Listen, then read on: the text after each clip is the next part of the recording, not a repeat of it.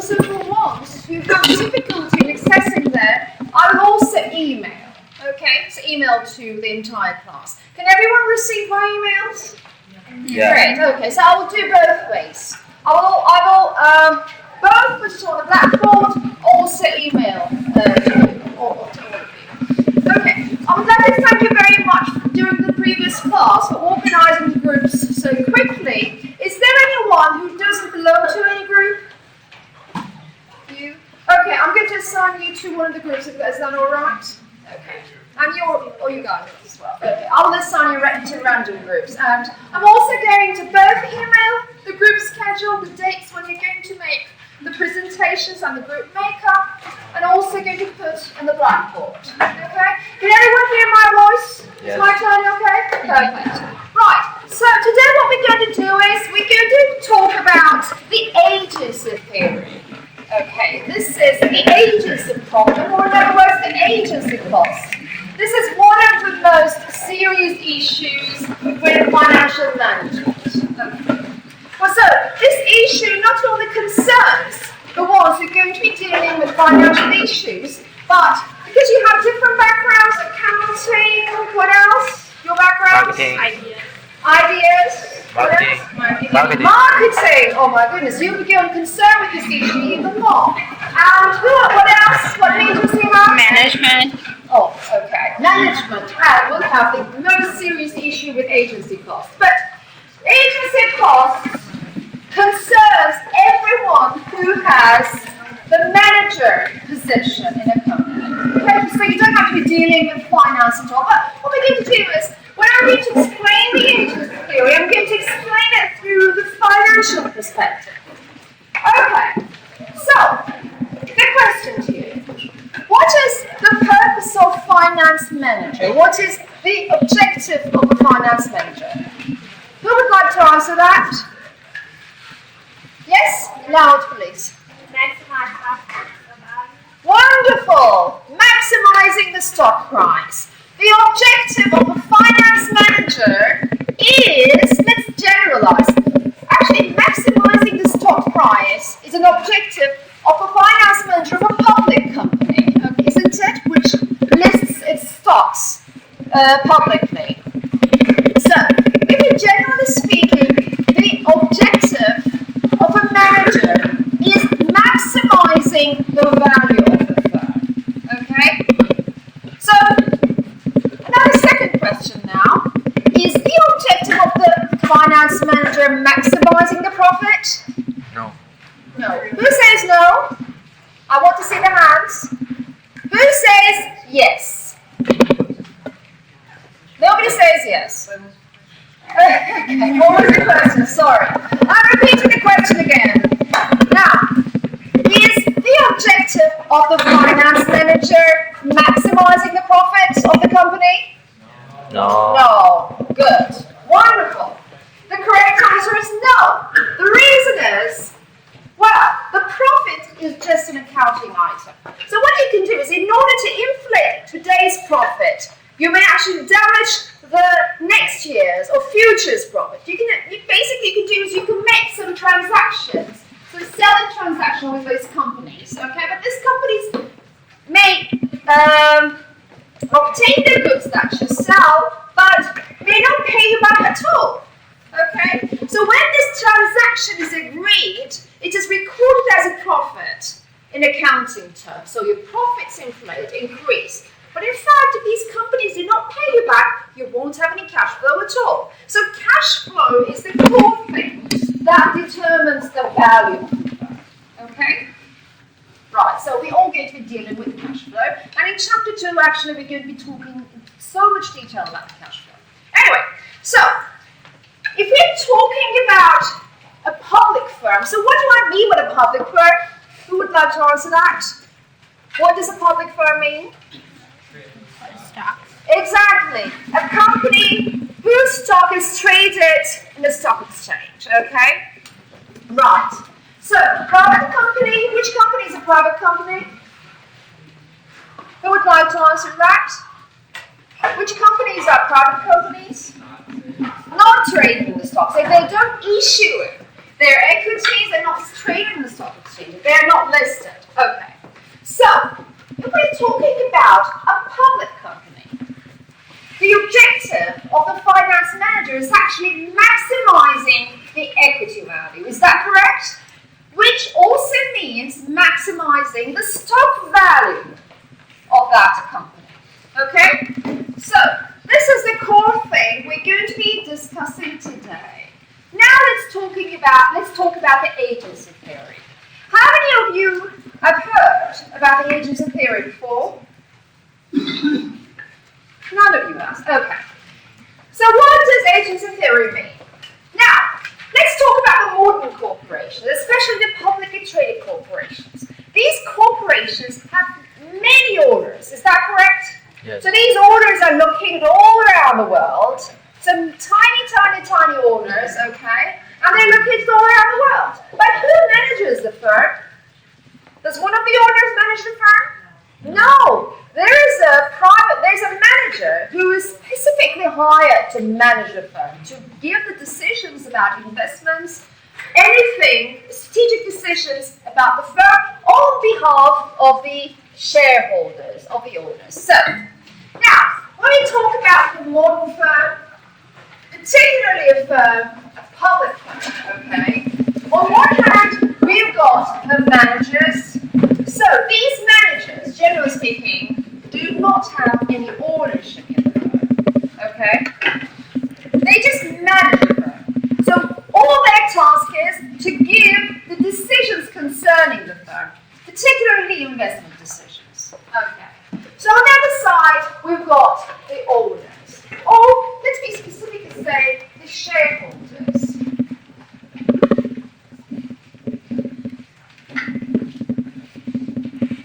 So basically, the other names of the managers is the controllers. And the other names of the shareholders is the owners, but we also call the managers as the agents to the shareholders, who are the principals. Now, okay. Can you imagine the conflict of interest between the agents and principals? Is there a possibility that there can be a conflict of interest between agents and principals? Any comment on that? Yes? I think it can be because if the agents want to maximize their profits or whatever, they really don't care about the shareholders really going on the stock, whatever, then they'll set out to just do that to make their big buck. Very good. Any other comments? Any other views? What kind of conflicts can take place between managers and shareholders? In other words, agents and principals? Any views? Would you like to share with us? Sorry? Fraud. Yeah. What kind of fraud? Can you give an example? That was not me. Somebody said fraud. Very good. We had a problem back in 2002. Do you remember Enron and WorldCom scandals? Okay, we're going to talk about that. Do you know the reason behind these scandals? Do you know why they took place? I'm going to explain you that. I'm going to explain you why these scandals took place. Okay. Now, what principals or the shareholders want is they want the managers to maximize the equity value, the stock value of the firm. Okay? So shareholders hire the managers so that they will perform their activities, they will give decisions that will maximize the stock value of the firm. So this is what the shareholders want. This is the interest of the shareholders, okay? But if we come to the managers, the interests of managers do not necessarily have to be maximizing the stock value of the company. Okay? So think about it. What the managers want to do may be increasing their compensation or building a wonderful office, having a private chauffeur, having a private car, a business car, okay? So managers may actually not perform on behalf of the shareholders. But not only that, not only in terms of compensation. So, what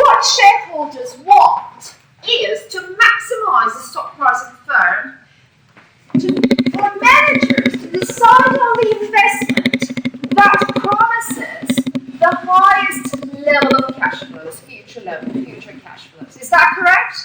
So, any investment that the manager decides has to yield or has to promise the highest level of future cash flows. Is that correct? Yeah. Okay. But managers do not necessarily, choose the investment that promises the highest level of future cash flows. For example, some managers in the past made an investment deal with other companies with which they had an ownership. Okay, for example, that manager has a 40% ownership in company X. Okay, and decides to buy the raw materials for production from company X. Although the company X may not necessarily providing the least costly raw materials. Is that a good example to demonstrate this situation? Okay. Now, why do we have such a conflict of interest? This conflict of interest between the agents and principals.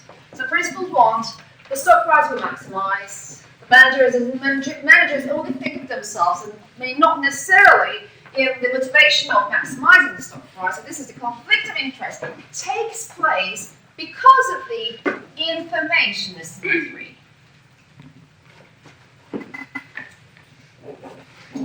Now, what do I mean by the information asymmetry?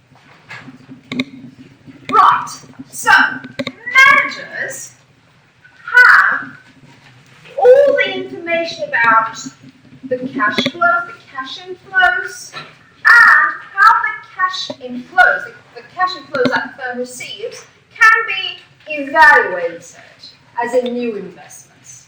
Okay?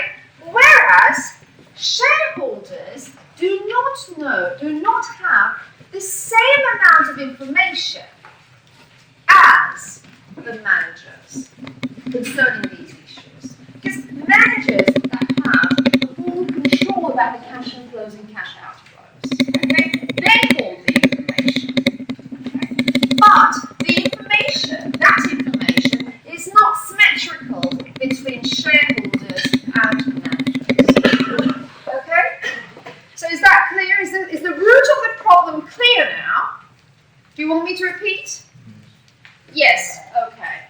The thing is, managers have the most information about the opportunities that the company has. Okay?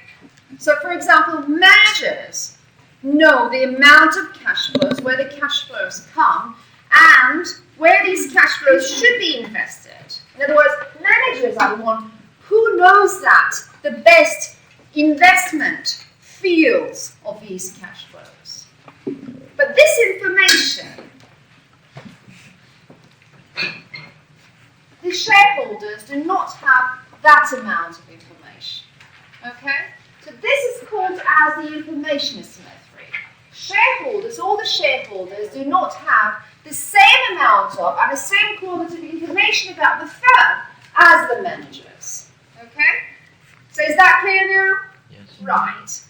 Okay, so this is called as the agency theory. Okay? So this situation is called as the agency theory. And this is the reason why we have experienced all these Enron and WorldCom scandals. Okay? So this subject is actually going to carry us to the corporate governance issues. Right. Is everything clear so far? Yes. Yes? What's it called? The theory? Oh, okay, sorry, I forgot to write. The theory is called as the agency theory. Right. Any other questions about the agency theory? Because I'm going to move to agency costs. The second step. Any questions? Loud. The information asymmetry is basically the second type of agency theory. No.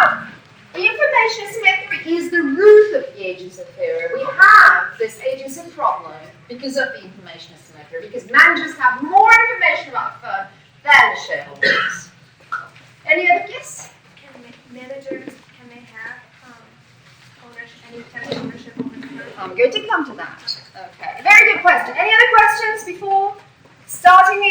costs. Okay, so when we establish this theory, we assume that managers do not have any ownership over them. If they have an ownership, they would be affected by these decisions as well. Is that correct? Yes. Okay. Now let's talk about the agency costs. So what do we mean by the agency costs? So agency costs are any costs that you have to incur to monitor the activities of managers. So these are the costs associated with monitoring what kind of decisions managers are making. Okay? So are they giving the best decision? Okay? So one example to the agency cost is, for example, hiring an independent auditing firm so that it checks whether the decisions of managers are appropriate. But the most common cost associated with the agency problem is the managerial compensation. Right, so you have to provide a bonus to the managers so that they can act and they can decide on behalf of shareholders. They can maximize the value for shareholders. Is that correct? So the most common agency cost is the compensation. For example, you can administer bonuses so that they will be motivated to give the best decision, best investment decisions, best cash flow decisions, okay? So let's remember what were the three important financial decisions? Capital budgeting, capital structure, working capital. Is that correct? These were the three important decisions. So we expect managers to give the best capital budgeting, best capital structure, best working capital decisions, okay? So it is assumed that this bonus and compensation packages provide a motivation of managers to give best decisions. Okay? Now, let me get into details about this compensation issue. Have you heard about the managerial options? Yes, stock options. Have you heard about them? Can anyone tell me what is meant by these stock options? Yes? Loud, please. It's like at the end of the quarter, the managers can buy stocks at a fixed lower cost that's usually lower than what the stock is going for on the market. That's correct. That's correct. So, stock options are one of the most common compensation schemes for the managers, so that managers will be encouraged to maximize the stock value of the company. Let me show you how it works. Okay, do you have an idea what the stock option is? Anyone have an idea about the stock option? Yes? So they make the like person in charge of the company buy stock, so they work for. Yes, this is how the stock options work. But what does a stock option mean? Does anyone know? Yes? Loud, please. Instead of getting paid like money, they get rather shares. That's correct. Okay, let me show you how it works. Right. Now I'm going to show you how the options work. Well, like every derivative, do you remember how I defined the future contracts and derivatives? So options are also derivatives. So what happens is, today you fix a price for the future. Okay? So this is what we did for the future contract. Do you remember? So options work like that. So what's the difference between options and future contracts? The thing is, they're both the same. So what you do is today you define a price of an asset for the future, okay? But when you do future or forward contract, and when you agree on that price, if you're the person, you're going to be the buyer of that good. You have to buy from that price, okay? You can't withdraw from the contract. But option contracts have a different character, and this is the reason why they are called as the options, because the investor has the option to withdraw from the contract. For example, today, which is January 20th, right? On January 20th, you agree to sell a share of the stock of Company X from $5. Okay? Right. So, if this was a future or forward contract, as an investor, you had to buy this share of the stock from $5, no matter what the price is in the market at that moment. Okay? You have to do that in future and forward contracts. Whereas in options, as an investor, you may buy it from $5.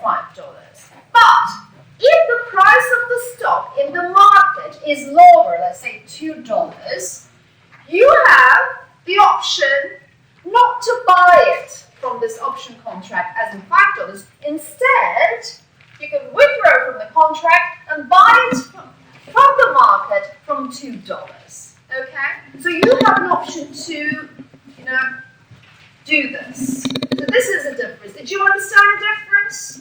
Or do you want me to repeat again? Let me repeat again. So, future and forward contracts. What were we doing in future and forward contracts? We were defining a price of an asset for a future date. Is that correct? Yes. For example, think of this as a future contract. On March 20th, we say that, what's your name? Danny. And the one next to you? Louisa. Okay, Danny and Louisa are making a future and forward contract. Danny says that I'm going to sell a share of the stock. Okay, today's January 20th. Danny and Louisa comes together and they make a future contract. So Danny is the one who's going to sell a share of the stock, and Louisa is going to buy a share of the stock. And Danny says that, okay, today, January 20th, Danny says that on March 20th, Louisa, I'm going to sell you a share of the stock from $5. Okay? So, when we come to March 20th, which is 3 months later, Louisa has to buy a share of the stock from $5 from Danny.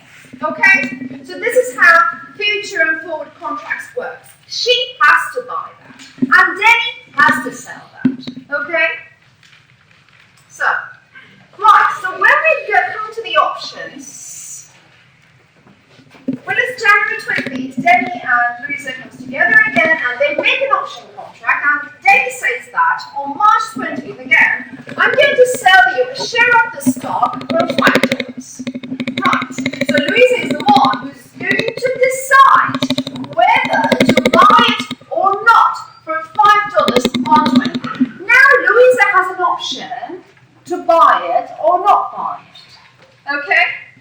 So, in future and forward contracts, if Louisa made a future and forward contract, she had to buy it. But, because it's an option contract, and 3 months later, Louisa looks at the stock market and she sees that actually a share of that stock is traded by $2. Why should I do this option contract? I'm not going to buy from Danny from $5, okay? So she doesn't buy it from a Danny. So option contract gives an option for Louisa to withdraw from this contract, okay? Of course, she has to pay a premium to Danny to do this. But we'll talk about that later. But did you understand the difference between the option contracts and future and forward contracts? Yes? So the buyer has an option. Does the seller have an option? Oh, that's a different one. Now we're talking from the buyer's perspective. Call it put option. I don't want to go into too much details. Okay? Yes? What's the difference between a future and a forward? Okay, I've talked about that. The difference between future and forward is they do the same thing. They're the same thing, but future contracts are traded in over-the-counter markets. Do you remember what the over-the-counter market was? Nobody remembers? Over-the-counter market, OTC. I didn't talk about that? No, sorry, that's my fault. Okay. Now let's talk about the difference between future and forward contracts. Okay. Financial markets are further divided into two groups. Organized markets and over-the-counter markets. Sorry, I probably didn't tell you. Okay, now you're going to learn the difference between future and forward contracts. Over-the-counter markets. In short, they're called as OTC. I'm repeating them. Financial markets are further divided into two groups: organized markets and over-the-counter markets. Now, what is the difference between these two markets? Organized markets, they have an opening and closing time, okay? And every condition in the agreement is standard. The buyer and seller does not know each other. So, does the seller of the stock and buyer of the stock know each other in stock exchanges? No. So, stock exchanges are a great example of organized markets. Okay? So, it's a huge market. Everything is standard. For example, the maturity of the contract. We're talking about contract derivative. The maturity, the quantity, everything is constant. Neither the buyer or seller has an initiative to alter the items in the contract. Okay? So buyer and seller do not know each other. The good thing about organized markets is, for example, Chicago Board of Trade or New York Stock Exchange, they're all organized markets. There is no counterparty risk. So what do I mean by the counterparty risk? Any idea about what the counterparty risk is? Any idea? Who has an idea about what the counterparty risk is? Yes, loud please.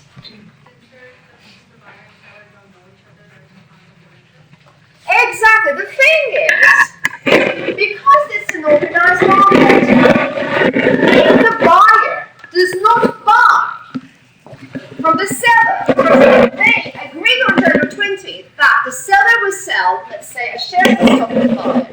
Okay, the buyer says that, okay, I'm going to buy it from you on March 20th. So, the seller and the buyer has to put a collateral to the stock exchange, to these organized markets. So, if they don't, for example, if the buyer doesn't buy from the seller, the seller doesn't sell, although they made the agreement with the buyer, then these collaterals are cashed out, okay? So that the buyer has the material at the end of the maturity. So, the organized markets eliminate the counterparty risk. So there are two parties in this contract, buyer and seller, okay? So there is no risk that the seller will not sell that good at the maturity. Is that clear? Is that clear for everyone? So also, these markets are regulated, okay? And they are bound by legal procedures. Any questions? Now, future contracts are traded in organized markets. So what happens is, for example, buyer, you're the person who wants to buy a share of the stock on March 20th. You look at the list of future contracts for that particular share of the stock that mature on March 20th. Now, you have an idea about the quantity of shares you're going to buy. You can't adjust in the contract to the exact amount of shares you want to buy, okay? You just pick the most convenient one, the most convenient contract from the list, okay? Neither the buyer or seller has an initiative to change the terms in the contract. Neither the buyer and seller know each other. So, you buy an asset through a future contract from the organized market, but you don't know the seller. Okay? So future contracts are traded in the organized markets. Is that clear so far? Shall I move to the over-the-counter markets now? Now, over-the-counter markets, they are not regulated, they are not organized. So any transaction taking place between two individuals or two institutions, informally, any financial transaction taking place between two individuals or two institutions informally is called as the over-the-counter market. Okay? For example, Danny and Louisa, they made a forward contract because they're two individuals. They have adjusted the terms of the contracts themselves.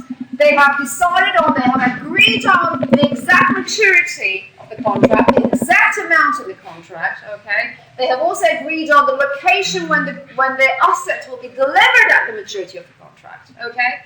But there is a counterparty risk. So Denny is the one who's going to sell that share of the stock to Louisa, right? But Denny may not appear on 20th of March. He may disappear, okay? So there's a counterparty risk.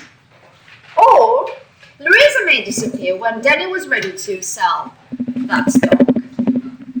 Because these are not regulated. There's not a legal framework that protects the rights of the buyer and seller. There's a counterparty risk. And forward contracts are basically traded in the over-the-counter market. So this is the only difference between future and forward contracts. Is that clear so far now? The only thing is when you make with the future forward contracts, the buyer has to buy that, no matter what the price at the market at that moment is. The seller has to sell that, no matter what the price at the moment in the market is. Whereas it is not the same notions. Is everything clear with forward and future contracts? Any questions? Shall we move to the options now? Okay. Now, when you look at the top 10 paid executives in US, 70% of their compensation takes place on either bonuses or stock options. Let me show you how the stock option works for the managers to encourage them to give the best decisions for the firms. Okay. So what happens is,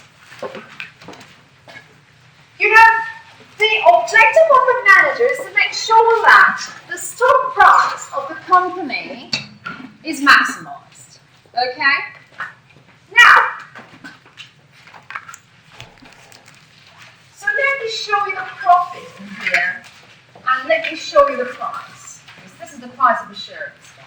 So, as of today, the shareholders say that, okay, so 3 months or 6 months later, so they come together with the manager, they negotiate with the manager and say that, the shareholders say that, 6 months later, we will give you an option to purchase a share of the stock of our company, issued by our company, to be bought by you by $5.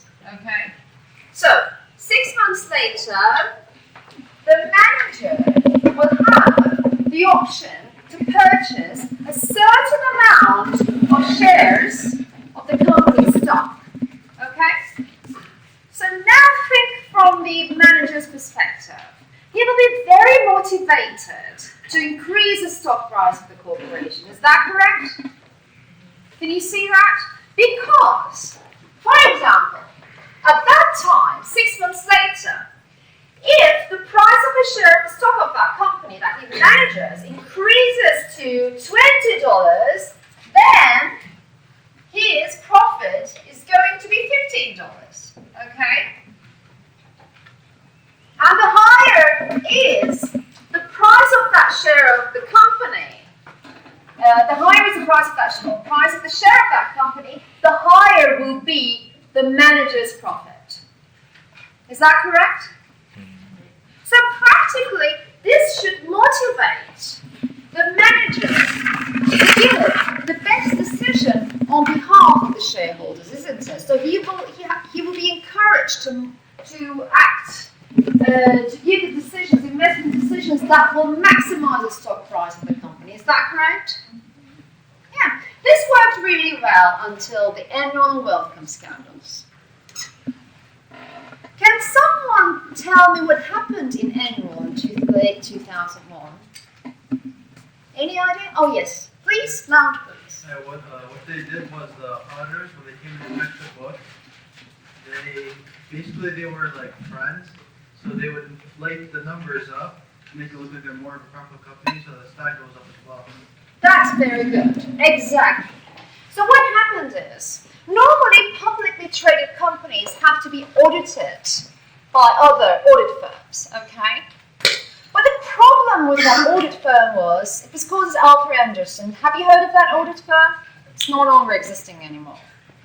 Okay, that audit firm was also making management consulting to Enron. Okay? So organically, their salary was also depending on the stock price of Enron. So what happened is, they made a fraud on the financial reports of Enron. So, in these financial reports, the investors, potential investors, had an impression that the future prospects of Enron is very good. So this has inflated the stock price of Enron. Okay? And as a result of this inflation in the stock prices, can you think of the compensation of all the managers? It has also falsely inflated.